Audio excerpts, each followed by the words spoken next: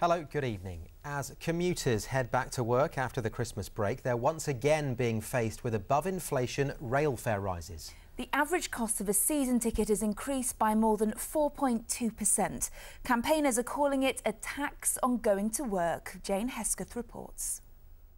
Fares are now rising faster than wages, and it's the passenger rather than the train that's taking the strain. Tickets now cost an eye-watering 50% more than 10 years ago. But the government insists that passengers, and not just taxpayers, should pay for the biggest rail investment programme since the 19th century.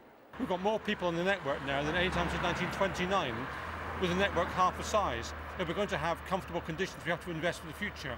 That does mean spending a lot of money, and some of that had to come from the fare payer. A lot comes from the taxpayer. Train operating companies insist that more money will mean a more efficient service and that ultimately fares will be reduced. More people are travelling now than at any time since the 1920s, but train companies recognise that they can always do better, which is why they're working with the industry to bring down overall running costs so as to limit future fare rises. But today, passengers travelling to and from Birmingham New Street Station were unimpressed with the hike in fares. I think that the trains are constantly late and they're crowded, and especially with a pushchair, there's no space for you on them, and I think they just keep putting the prices up and that the service doesn't get any better. The thing that bugs me is the overcrowding, so you don't get a seat. Don't agree with them going up at all. You know, they have to give us a better service.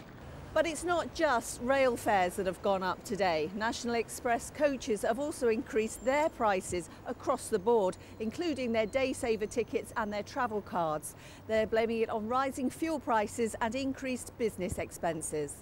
It'll put another 10 pence on the cost of a ticket, but the companies say they're introducing smart cards which will let passengers prepay for their travel and potentially make savings. But it's the above-inflation rise in rail fares for the 10th year on the trot that campaigners say is making getting to work an extravagance many are struggling to afford.